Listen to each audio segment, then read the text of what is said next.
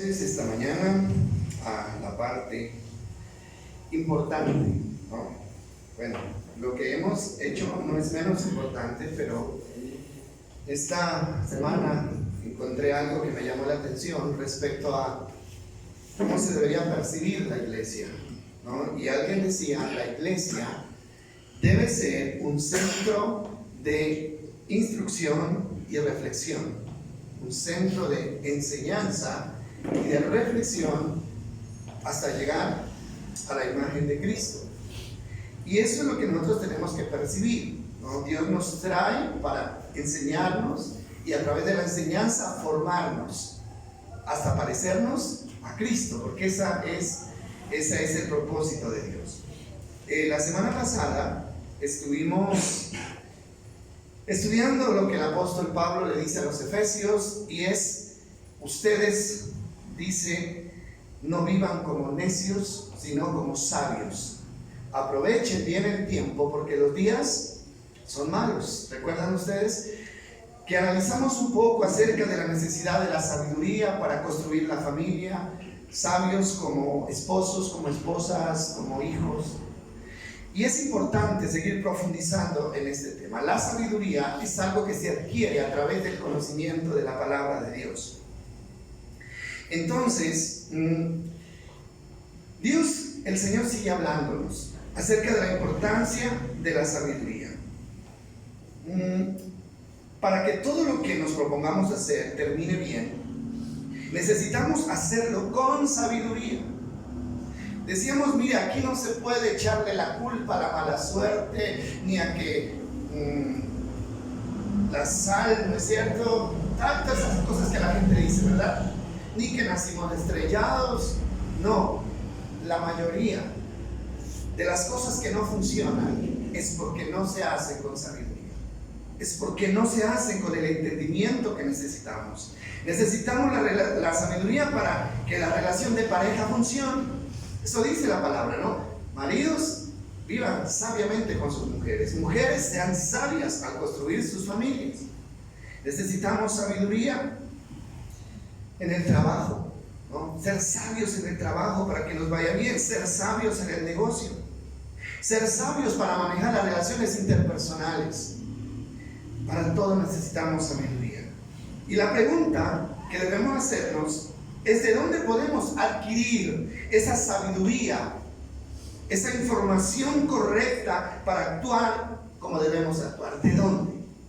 Y es lo que vamos a estudiar esta mañana. La respuesta está en el libro de Mateo, capítulo 7, versículo 24. Ahí está la respuesta. Porque yo creo que esa es una pregunta lógica. Bueno, yo necesito hacer las cosas bien, pero ¿a quién le hago caso? ¿No? ¿A quién escucho? Si hay tantas voces que se juntan para decirnos lo que tenemos que hacer. Mateo, capítulo 7, versículo 24, muy conocido el texto. Mire, con estos versículos el Señor termina uno de los sermones más importantes, que es el Sermón del Monte, donde nos enseña de una manera clara cómo vivir, cómo actuar, cómo pensar. Y termina diciendo estas palabras, versículo 24, ahí está. Y dice: todo aquel que escucha mis enseñanzas y las sigue, es que dice, sabio. ¿Cómo me hago sabio entonces? Sencillo. Todo aquel que escucha mis enseñanzas y las sigue es sabio. Y lo compara con la persona que construye su casa sobre una roca sólida. Y el texto siguiente dice: ¿qué va a pasar con esa persona que escucha, hace? ¿Cuál es el beneficio que va a encontrar? Mire, esa persona dice: aunque llueva a cántaros y suban las aguas de la inundación y los vientos golpeen contra esa casa, no se vendrá abajo porque está construida sobre un lecho de roca. Y la Biblia dice que la roca es ¿quién? Cristo. Mire las ventajas que tenemos. Ahora, pero la cosa no para ahí, porque hay dos opciones: vivir como sabios o vivir como necios. Miren la segunda parte, dicha por el mismo Señor Jesucristo, y dice lo siguiente: Dice, pero el que oye mi enseñanza y no la obedece es un necio. Ahí se definen los necios y los sabios. Ahí queda definido lo que realmente somos. Dice, es como la persona que construye su casa sobre la arena. ¿Y qué pasa el que construye sobre la arena? Cuando vengan las lluvias y lleguen las inundaciones y los vientos golpeen contra esa casa, se derrumbará con gran estruendo. Yo creo que es muy clara esta palabra. ¿Cómo adquirir la sabiduría? ¿Cómo me vuelvo sabio? Es cuando yo escucho y obedezco. Miren, hay una cosa importante ahí. El Señor ya había dado su enseñanza. Él había reunido a más de 500 discípulos en el Monte de los Olivos y les dio la enseñanza del Sermón del Monte. Él había cumplido su parte, porque esa es la parte que le corresponde a Dios, enseñarnos, guiarnos. Cumplió su parte, pero Él los confronta y les dice, piensen en esto, no es suficiente con oír. Devolvámonos al texto. No es suficiente con oír. Hay que hacer la segunda parte, que es el complemento, y es que dice seguir las enseñanzas. El que escucha y sigue, la palabra seguir significa ¿qué? Hacer. Significa ir en pos de lo que el Señor nos habla. Entonces los consideraré como personas sabias. Así es que se hacen las cosas. De nada sirve oír. Decíamos que una persona sabia, la definición de la persona sabia es el que sabe hacer lo bueno y decide hacerlo. Ese es sabio. El necio es el que sabe hacer lo bueno, pero decide hacer lo contrario. Eso es el necio. Entonces hoy hay mucha gente escuchando lo que Dios dice, conociendo la enseñanza de Jesucristo, pero a la hora de actuar decidimos hacer todo lo contrario. Entonces, ¿de qué sirve? No hemos hecho absolutamente, así no funciona. Entonces, el libro de Proverbios, el capítulo 2, versículo 1, vamos a leer Proverbios 2, 1. Esta es una declaración del hombre más sabio que existió en la historia, Salomón. Él declara estas palabras. Y él dice, hijo mío, presta atención a lo que digo y atesora mis mandamientos. ¿De qué nos está diciendo? Presta atención a lo que yo les estoy ordenando. Y la palabra atesora significa guarda, pero de una manera especial mis mandamientos. Dice el 2, afina tus oídos a la sabiduría y concéntrate en el entendimiento. Dedícale tiempo a entender en lo que quiere decir. El 3 dice, clama por inteligencia y pide entendimiento.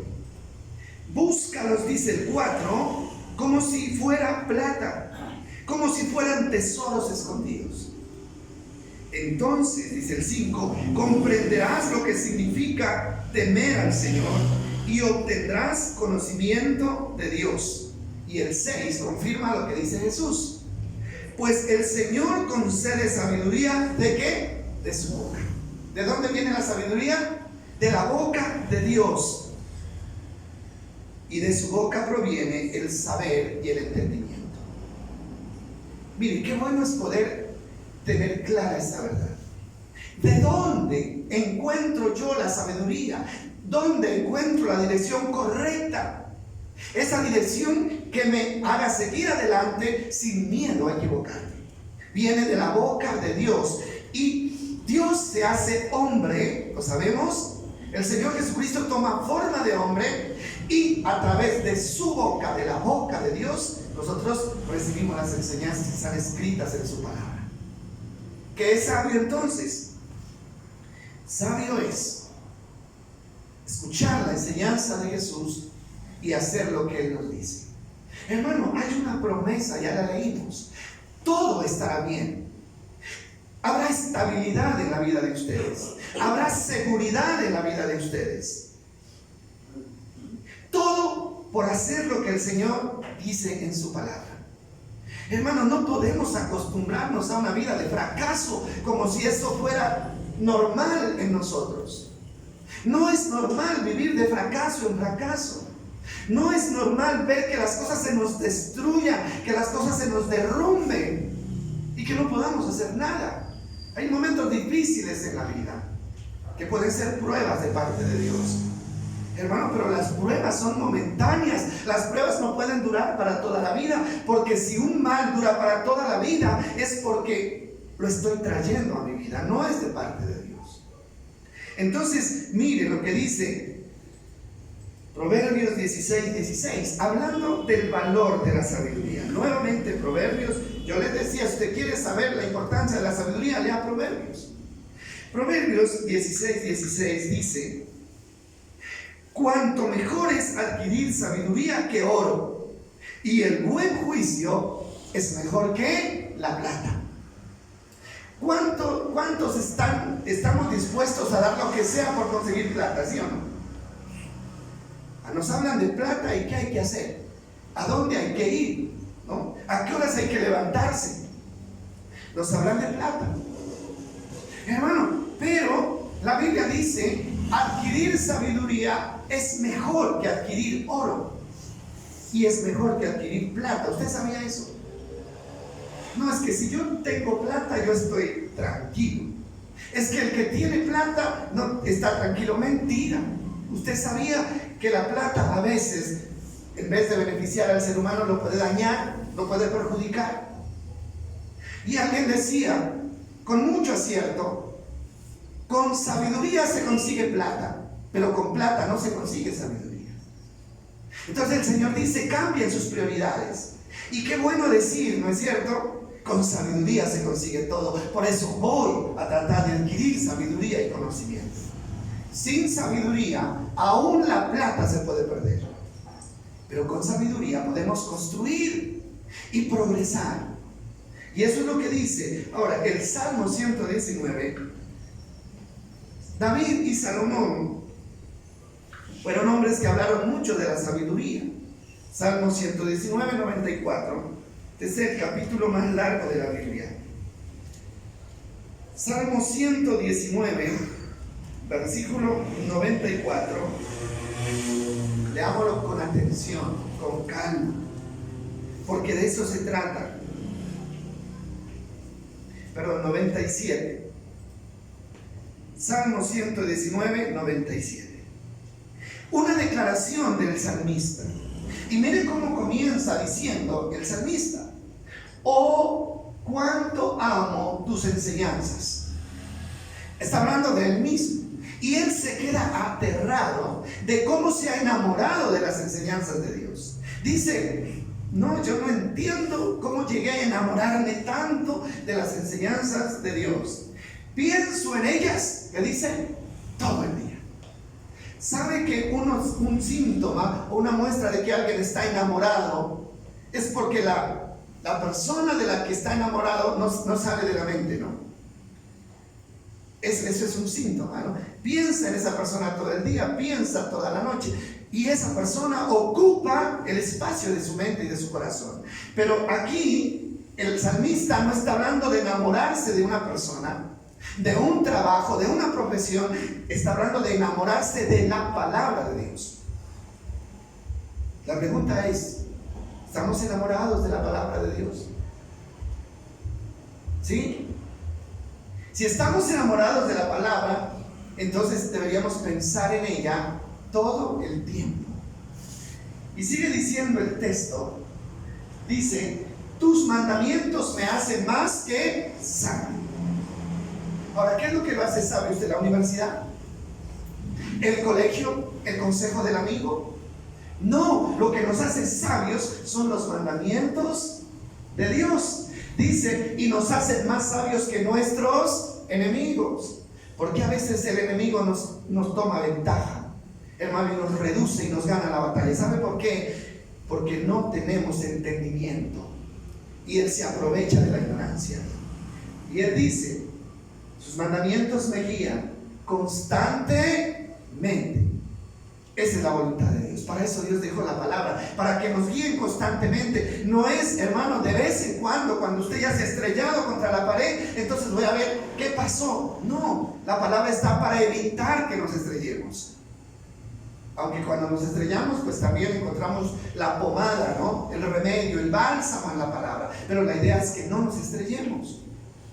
Y sigue diciendo el otro texto: así es, tengo mejor percepción que mis maestros, porque siempre pienso en tus leyes. Dice, he superado a mis maestros, dice el salmista, los superé.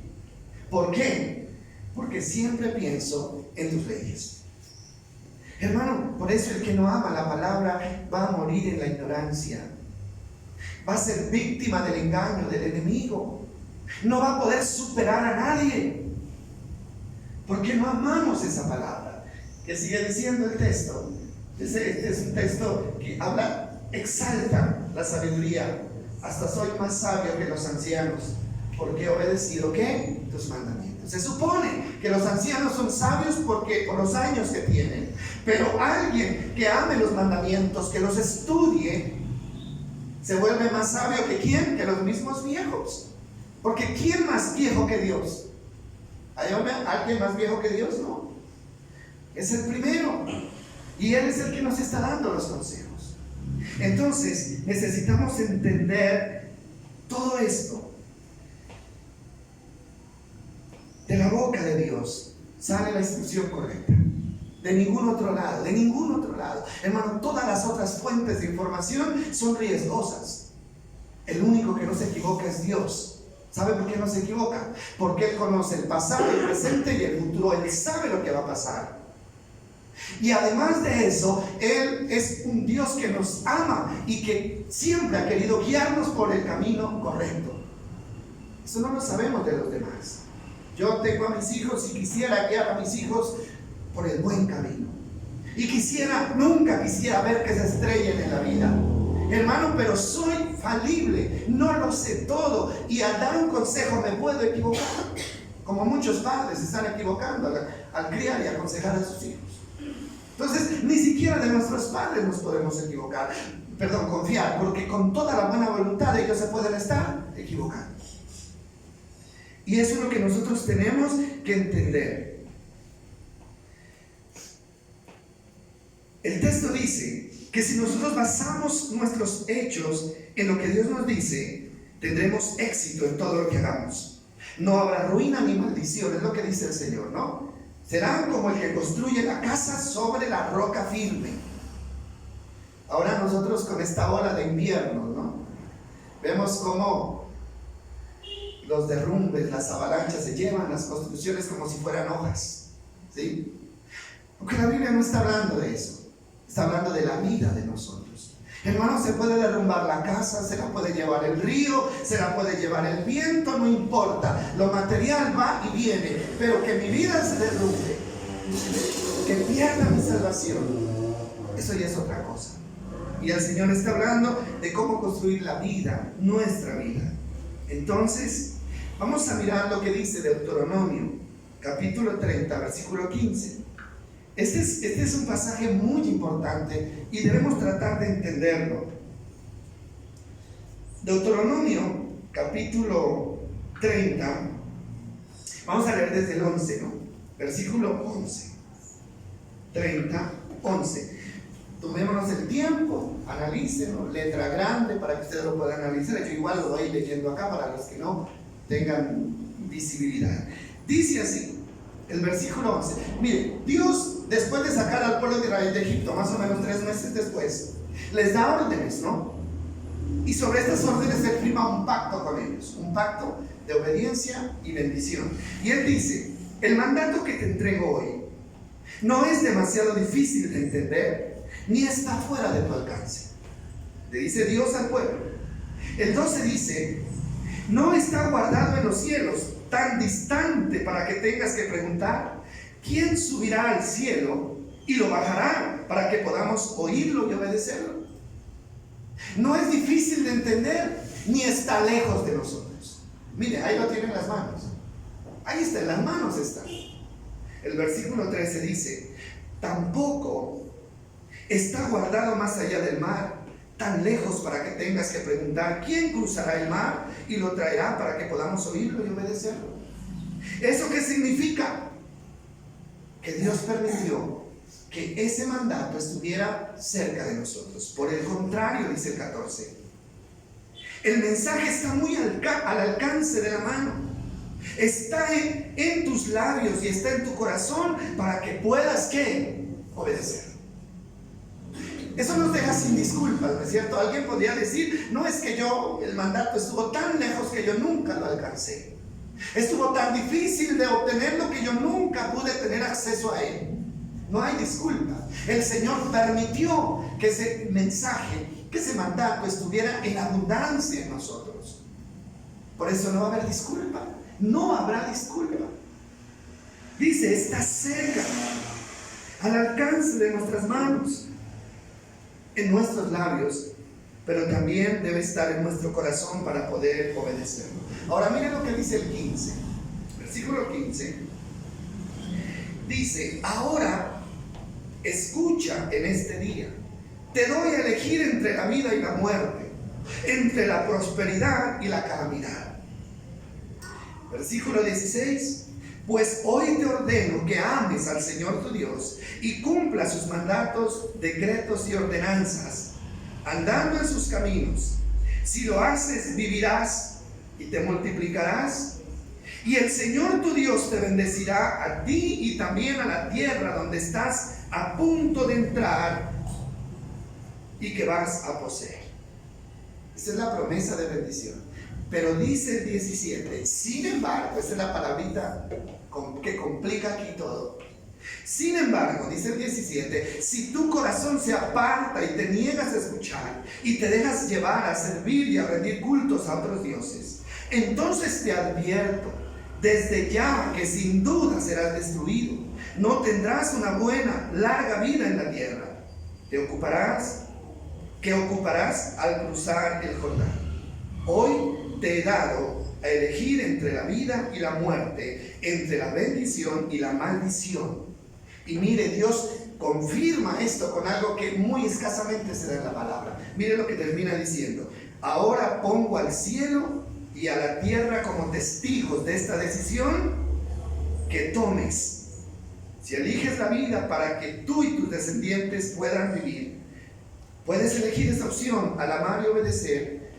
Y al comprometerte firmemente con el Señor tu Dios, esa es la clave para que dice para tu vida. ¿Está buscando una clave para una vida de éxito? Ahí está la clave. Más claro no puede ser. Póngale cuidado a esto. Más claro no puede ser. Esa es la clave para tu vida. Y si amas y obedeces al Señor, vivirás por muchos años en la tierra que el Señor juró dar a tus antepasados, Abraham, Isaac y Jacob. Retomemos el texto. Dios comienza haciéndonos conscientes de que tenemos en nuestras manos el mandamiento, tenemos la instrucción en nuestras manos. Él lo pone en nuestras manos. Ahí está. Gracias a Dios, porque nadie pudo exterminar con la Biblia, con la palabra de Dios. Ahí está. Hermanos, si ha habido un tiempo donde hay abundancia de palabras, este tiempo. ¿Sí? Él dice, ahí está, pero luego hace una advertencia. Y eso es lo que a mí me llama la atención, es una advertencia, ¿no? Pero además de una advertencia, es una invitación a tomar el camino de la vida. Este pasaje es muy importante, porque es lo mismo que repite Jesús en el Sermón del Monte. Y mire usted lo que está diciendo. Ya tienes en tus manos el mapa que te puede conducir a la bendición. Pero también hay una advertencia de lo que te puede pasar si tuerces ese camino. Ahora sí que dice esto que dice el 20, la opción que Dios da, el versículo 19. Hoy te he dado a elegir entre la vida y la muerte, entre la maldición y la bendición. Ahora, póngale cuidado a esto. Yo no sé si le vaya a parecer una herejía lo que le voy a decir, pero analícelo con conciencia. Mucha gente hoy cree que las bendiciones que necesitamos solo dependen de ¿quién? De Dios. Y yo digo, no es así. Las bendiciones que usted necesita hoy ya no dependen de Dios. No dependen de Dios. Dios. ¿De quién dependen entonces? De nosotros. ¿Por qué no entender esa parte? Porque el Señor dijo, en las manos de ustedes está ¿qué? La vida o la muerte, la bendición o la maldición. Entonces, ¿por qué vivimos pidiéndole a Dios bendiciones todos los días? Señor, bendígame. Pastor, ayúdeme para que Dios me bendiga. Hermano, ore por mí para que Dios me bendiga. ¿No cree que hay algo que no encaja allí? ¿En qué consiste la bendición de Dios en este contexto? La bendición de Dios consiste en habernos dado la orientación que necesitamos para poder obtener la bendición. ¿Sí me hago entender? En eso consiste el amor y la misericordia. Estábamos perdidos. Haga de cuenta que todos estábamos en una montaña muy espesa, sin cómo salir de ahí. Perdidos en esa montaña, ¿no? Expuestos a morir allí. Todo el mundo estaba así porque el Señor lo dice, ¿no? Cuando de pronto Dios tuvo misericordia de nosotros y dice, yo no voy a dejar que se pierdan y que se mueran allí en esa montaña. Les voy a mandar una guía para que puedan encontrar el camino si quieren encontrarlo. ¿Y cuál es la guía? La palabra de Dios, ¿cierto? Más Dios ya no puede hacer. Y en eso consiste. ¿Por qué? Porque nos perdimos porque quisimos perdernos. Y Dios nos hubiera podido dejar perdidos allí, pero Él nos ama tanto que dice, yo quiero darles un chance, una oportunidad, y ahí está el mapa que nos va a sacar de allí a la victoria. Pero ¿sabe qué? Hay mucha gente que ni siquiera quiere mirar ese mapa. Hay gente que ni a verlo ve.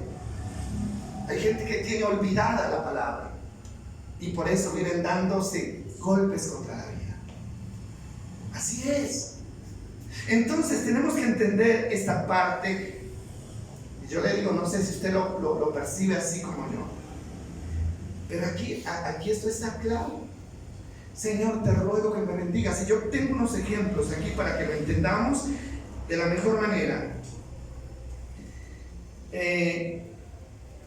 Lo que Dios quiere decir es que lo que pase con nuestra vida, nuestro destino, ya no está en las manos de Dios, sino en las manos de cada uno de nosotros.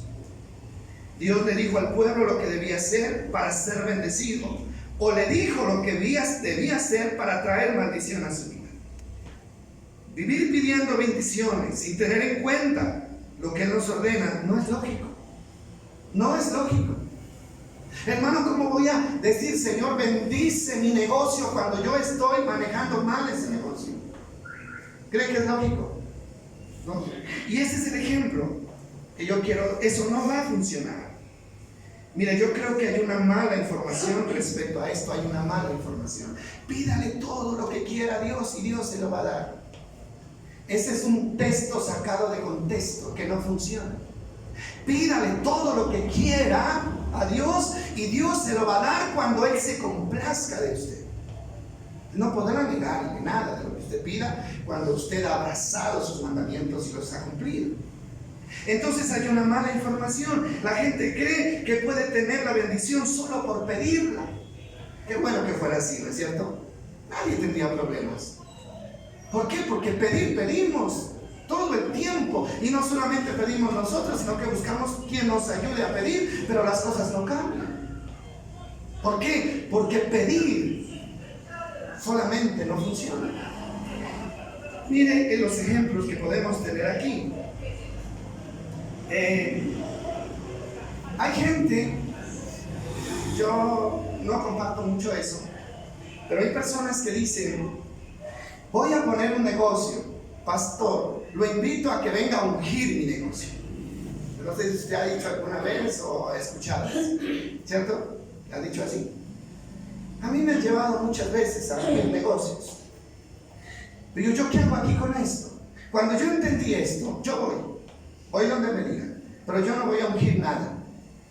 Yo voy a decirles cómo tienen que hacer para tener la bendición. Que no crean que porque tiramos aceite por todos lados, ya la bendición está dada. Eso es mentira, ¿sí? O lo mismo pasa con el que compra un carro. Compré un carro, pastor, únjamelo. Póngame las manos encima para que no me vaya a pasar nada en el camino. ¿Qué dice la Biblia acerca del negocio? Si yo pongo un negocio, la Biblia tiene condiciones para que ese negocio me vaya bien. Primero, debe ser justo, ¿o no? Sea justo. No se aproveche y gane lo que no está autorizado. Pero si usted tiene un negocio y comienza a acaparar, lo que hacen, ¿no?, los comerciantes, compran a un precio, lo guardan, esperan que suba y luego se enriquecen a costa de la pobreza de los demás. ¿Usted cree que Dios va a estar contento con eso? No.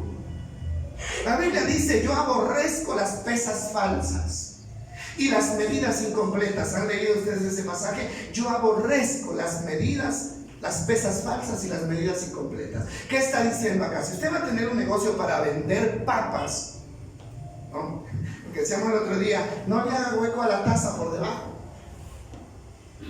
No compre esa canasta que está hundida por debajo, porque eso es un engaño. ¿Sí o no? Como los mangos de sombrerillos. Usted ve un cajón lleno, ¿no es cierto? Y se lo echan a la bolsa y la mitad es cartón. Eso es engaño. Eso es engañar a la gente, ¿no es cierto? Vender lo que nos sirve. Productos pasados, ¿no?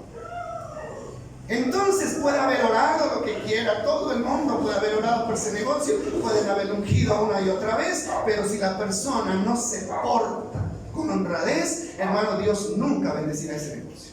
Nunca lo bendecirá.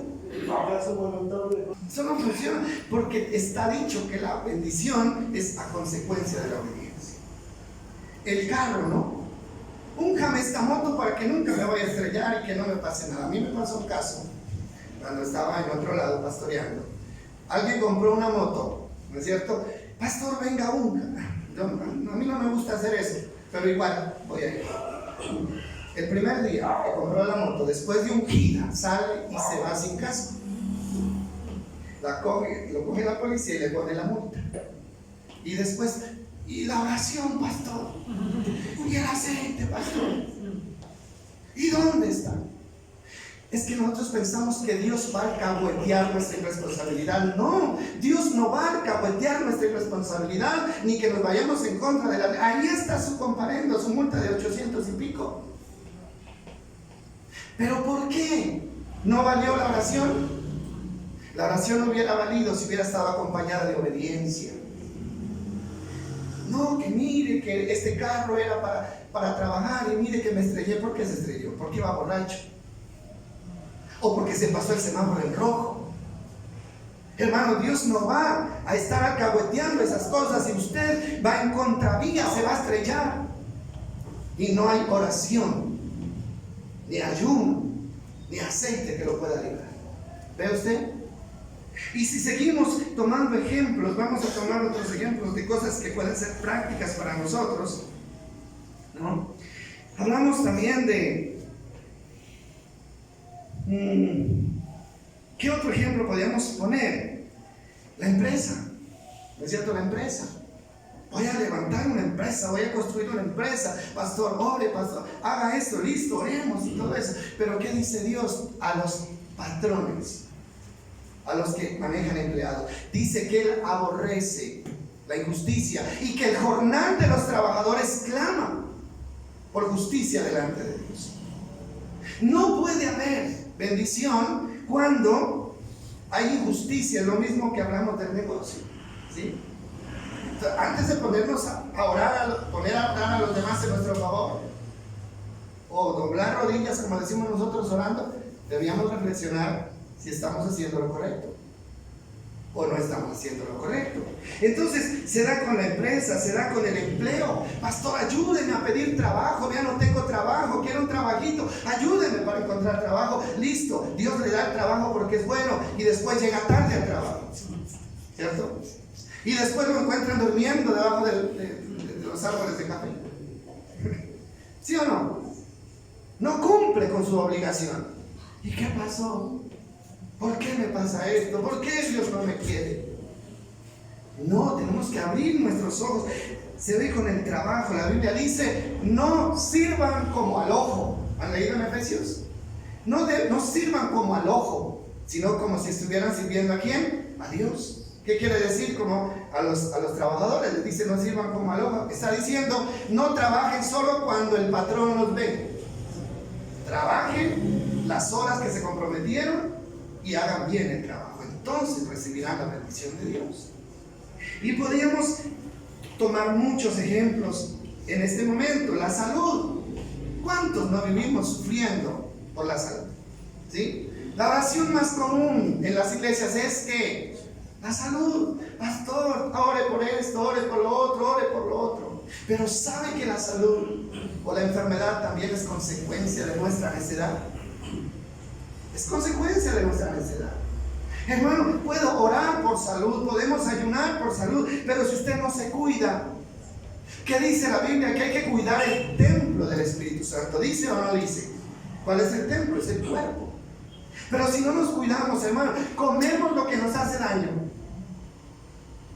Entonces, esa desobediencia anula el efecto de la oración. Comemos lo que nos...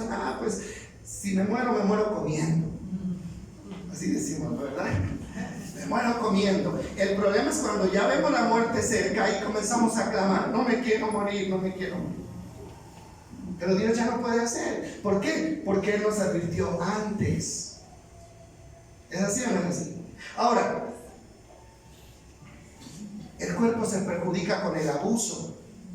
¿No es así? El trabajo es excesivo. Hermano, daña, deteriora el cuerpo. Trabajar, hermano, todos los días, sin descanso. Eso viene en contra de ¿qué? Del cuerpo. Hermano, entonces, ¿qué dice la palabra del Señor? 6 días, dice, trabajen. Pero el séptimo, ¿qué dice? Descansen, descansen. ¿Usted cree que Dios estableció eso porque no sabía más que poner en ese renglón? Dios lo estableció para bendecir nuestro cuerpo. Porque no hay cuerpo que aguante, hermano, el trabajo constante, la presión constante, sin descanso. Entonces, no es que como tengo fuerzas, tengo que trabajar. Yo cuando ya no tenga fuerzas, entonces ya no trabajo. Hermano, ¿sabe qué quiere Dios para nosotros? Que aún nuestra vejez sea una vejez digna. Que envejezcamos con dignidad, así como envejeció Moisés, dice la Biblia, ¿no? O cuál de ellos fue que dice que sus ojos, dice que él murió vigoroso, lleno de fuerzas, y sus ojos nunca se oscurecieron. Hermano, pero ahora 50, 60, 70 años ya no nos podemos agachar porque nos traquea todo, ¿cierto? Ya como andamios viejos. Y uno dice, ¿qué pasa? Señor, sáneme, Señor, sáneme. Y Dios puede estar con una vocecita diciendo, yo le advertí que descansara. Usted abusó, cargó más de lo que podía cargar. Dañó su columna, dañó sus articulaciones. Ahora no me venga a molestar, aguántese. Y uno tiene que terminar sus días, hermano, dependiendo de otro. ¿Por qué? Porque no atendió a tiempo el mensaje. ¿Qué dice el Señor? Tómense las cosas con calma.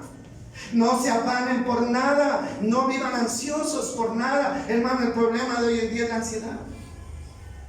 Es la ansiedad. Mi hija trabaja en la alcaldía y maneja la parte de salud mental. Y ella dice que ya no saben qué hacer con tanto problema mental. Ya no saben qué hacer. Ya no saben a dónde mandarlo, ya no saben a dónde. ¿Por qué? Porque los psiquiátricos ya no tienen cupo para tanta gente enferma de la cabeza, ¿no? Deprimidos, ansiosos, angustiados. Los están llevando a los psiquiátricos y a los 8 días los despachan, curados o no curados, porque no hay más espacio. ¿Y qué dice el Señor? Eso se puede curar. Esos problemas mentales se pueden curar si obedecen a la palabra de Dios y descansan y dejan todo en las manos de Dios. ¿Ve usted? Entonces, todas estas cosas que son importantes para nuestra vida, nosotros las tenemos que tener en cuenta. Las familias, ¿no? Lo que estaba diciendo, las familias. ¿Usted cree que con casarse y organizar allí una fiesta y que el pastor No, ahí está la bendición. Y van en la convivencia a hacer todo lo que Dios prohíbe. ¿Habrá bendición? No.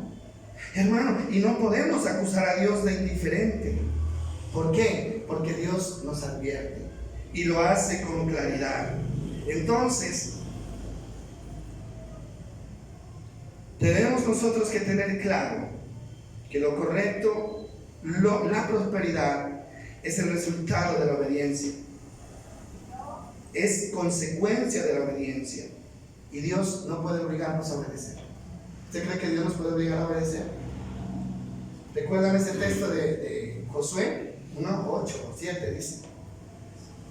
Dice, si ustedes meditan día y noche en estas palabras, para hacer como está escrito, entonces yo haré prosperar su camino y todo le saldrá bien. Todo le saldrá bien. Entonces yo no sé si usted está de acuerdo conmigo en que hay una mala información.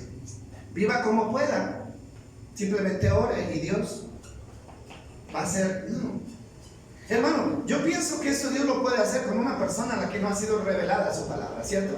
Él puede tener misericordia. Pero la persona que ya sabe y conoce, entonces no hay nada que hacer. Las consecuencias se tienen que afrontar. El amor de Dios no va a llegar al extremo de anular lo que Él mismo estableció. No. Si Él establece que la mala conducta, que el error, que la equivocación trae una consecuencia, hermano, por mucho que usted llore, gima, clame y ore, Él no la va a quitar. ¿Por qué? Porque Él no puede alterar lo que Él mismo estableció. ¿Qué tenemos que hacer? Aceptarlo. Bueno, esto es consecuencia de un error. No voy a culpar a nadie, menos a Dios. Yo soy el único culpable y tengo que afrontarlo, ¿sí? Y que esa experiencia me sirva para no volver a meter el pie otra vez. Eso es lo que tenemos que hacer. Entonces, es lo mismo que dijo Jesús, ¿no? Moisés se lo dijo al pueblo de Israel, pero luego Jesús lo dice en el pasaje que acabamos de leer. Acontecerá que si oyen mis palabras y las hacen, entonces serán prósperos. Solo que Jesús no da detalles. Pero la prosperidad va para todos y en todos los aspectos de nuestra vida. Entonces la pregunta que tenemos que hacernos nosotros es: ¿de quién estamos recibiendo la información? Esa información que está guiando nuestra vida, ¿de quién la estamos recibiendo? ¿De quién se está dejando orientar usted? ¿No? ¿En base a qué está usted avanzando en la vida? Esa es una buena pregunta. Y dependiendo de eso, podemos determinar hacia dónde vamos. Si vamos a la ruina o vamos al éxito, dependiendo de quién está guiando y orientando nuestras vidas. Hoy tenemos muchas fuentes de información. ¿Es así o no es así? Hay muchas fuentes que quieren manejar nuestra vida. Las leyes están hechas ¿para qué? Supuestamente para manejar la conducta de los seres humanos, pero no se puede confiar de las leyes, porque hay leyes que van en contra ¿de qué? De la palabra de Dios, ¿sí? No, como la ley lo establece, entonces yo lo hago a ojos cerrados. Mire, si esa ley va en contra de lo que Dios ha establecido, usted no está en obligación de hacerlo, porque antes que obedecer la ley hecha por un hombre, usted está llamado a obedecer la ley hecha ¿por quién? Por Dios. Al fin y al cabo, el que lo va a salvar no es el presidente ni la Constitución, el que lo va a salvar es Dios. Entonces, hermano, muchas personas, educadores, maestros, se toman el trabajo de guiar la vida de las personas y enseñarles en qué creer y en qué no creer, qué hacer y qué no hacer. Profesionales de la salud están interviniendo en la vida de las personas. Mucha gente tratando de decirle a los demás qué es lo que tienen que hacer. Hasta nosotros, ¿no? ¿Sí? Cuando alguien ahí ve a una persona en un problema, cualquiera se le arrima, ¿no es cierto? Y le dice: mire, lo que tiene que hacer usted es esto, esto y esto y esto. Tiene problemas con su pareja, entonces mire, a mí me pasó, yo conozco el caso de un amigo, hizo esto y esto y esto, y las personas, sin darle valor a la palabra, comienzan a hacer lo que otro les aconseja. ¿Eso será correcto? No, no es correcto. Puede que a usted le den un buen consejo, pero puede que le den un mal consejo. Entonces uno no puede guiarse de nadie. Y a la gente le encanta aconsejar a otros, ¿sí o no? Está enfermo de la barriga. Tome esto, mire, tome esto, porque yo estaba así y yo tomé y me curé. Somos médicos todos, ¿cierto? ¿Esto es correcto? No es correcto, porque nosotros no somos médicos, no somos profesionales de la medicina, no hemos hecho análisis para saber qué es lo que está pasando. Pero nosotros ingenuos vamos y caemos y perdemos plata y ponemos en riesgo nuestra salud. ¿Qué más podemos decir? Los amigos, ¿no? Los amiguitos que se precian de ayudarnos. Es que es mi amigo y lo quiero ayudar, por eso le voy a dar este consejo. No se confíe. No se confíe. Hermano, dice la Biblia que ni siquiera de su propio corazón debe confiarse. Lo dijimos el otro día, ¿se acuerdan? Jeremías. Dice, no podemos confiar en nadie, ni siquiera en nosotros mismos, porque aún nuestros corazones son perversos. Solamente nuestra confianza puede estar en Dios y en nadie más. Entonces, esos consejos que nos dan, ¿cuántos están basados en la palabra? Ninguno. Es que a mí me pasó, es que yo vi, es que es la experiencia de fulano. Eso no vale, eso no sirve absolutamente de nada. Entonces, confiamos, no podemos confiar ni siquiera en nuestro propio corazón. Pero no hay problema. Usted no va a seguir su vida así a la intemperie, a la incertidumbre, si sabe. No, porque Dios nos ha dejado su palabra.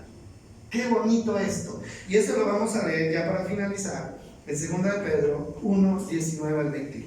Este pasaje es tan bonito, muy interesante, que deberíamos nosotros analizarlo. 2 de Pedro 1, 19 al 20. Bueno, el 18 está hablando de la experiencia que Pedro tuvo en el monte de la transfiguración, ¿no? Cuando oyó la voz de Jesús. Y a raíz de eso dice, en el versículo 19, debido a esa experiencia, ahora confiamos aún más en el mensaje que proclamaron los profetas. Ustedes deberían prestar mucha atención a lo que ellos escribieron, porque sus palabras son como una lámpara que brilla en un lugar oscuro hasta que el día amanezca y Cristo, la estrella de la mañana, brille en el corazón de ustedes. Miren lo que dice el 20. Sobre todo, tienen que entender que ninguna profecía de la Escritura jamás surgió de la comprensión personal de los profetas, y tampoco fue por iniciativa humana. Al contrario, dice, fue el Espíritu Santo quien impulsó a los profetas y ellos hablaron de parte de Dios. ¿Qué está diciendo acá? La Reina Valera dice que la profecía que está escrita es la palabra más segura.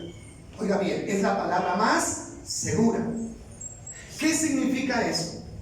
Significa que seguir la guianza de la palabra no tiene ningún riesgo de equivocación.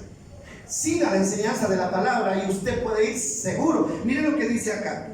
Dice, esa palabra dicha por los profetas que fueron inspirados por el Espíritu Santo es como una lámpara que alumbra nuestros pies para llevarnos a un lugar seguro.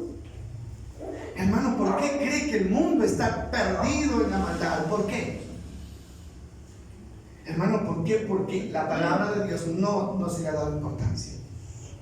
Hermano, ¿por qué cree que hay tanta equivocación en el mundo? Tanta equivocación.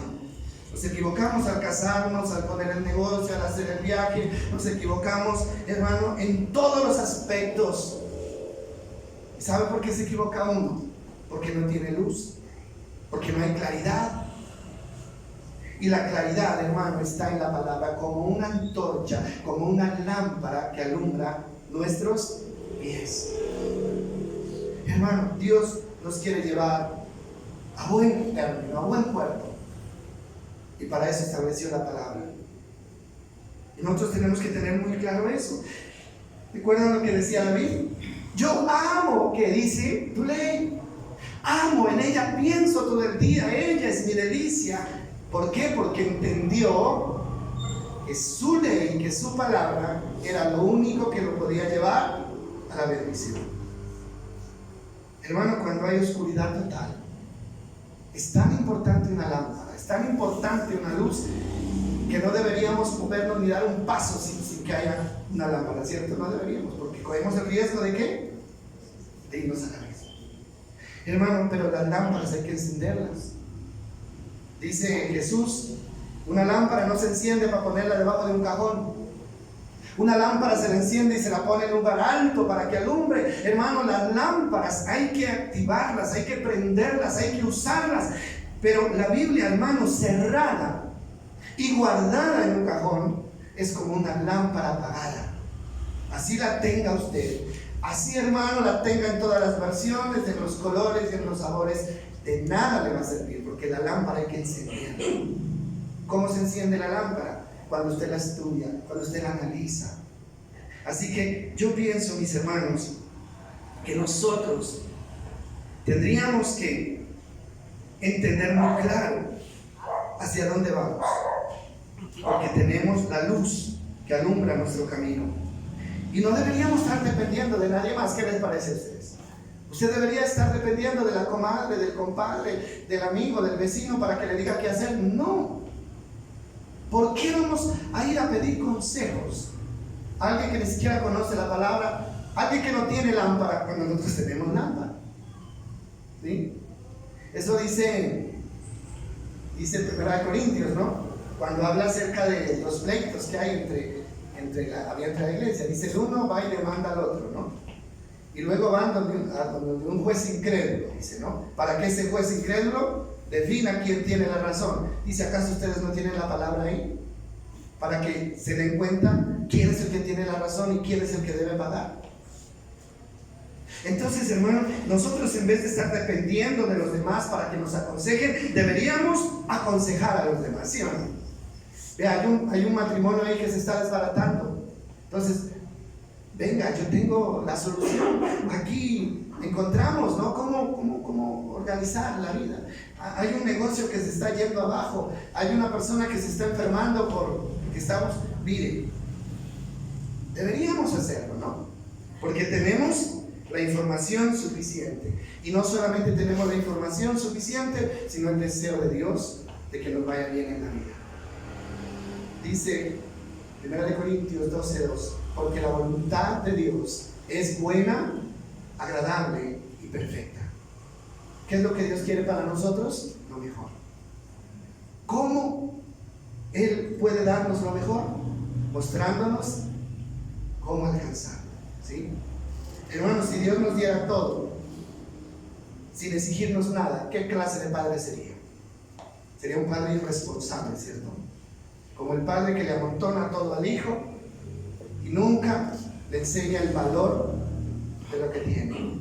¿Cómo se crece ese hijo, no? Pensando que todo es gratis, pensando que todo el mundo tiene que correr cuando Él hable. No, Dios no es así.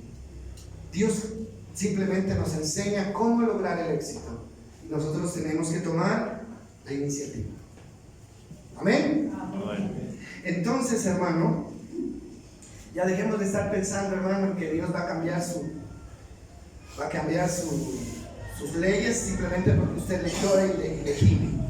No, la bendición usted la puede tener la que usted quiera. Bueno, lo que ya se dañó en el pasado, eso ya no tiene remedio, ¿no? Pero lo que viene puede cambiar si usted toma el camino correcto. Que Dios nos bendiga. Señor, gracias por amarnos tanto, Dios. Gracias, Señor, porque nos alumbras nuestra vida con tu bendita palabra, Dios amado. Señor, qué claro eres tú, Señor. Tú lo fuiste con el pueblo de Israel, Dios. Y les hablaste de una manera tan clara, tan explícita, Señor. Tan detallada, Dios. Para que no hubiera ningún riesgo de equivocación. Y luego tú vienes a través de Jesucristo y nos muestras lo que tenemos que hacer de una manera concreta.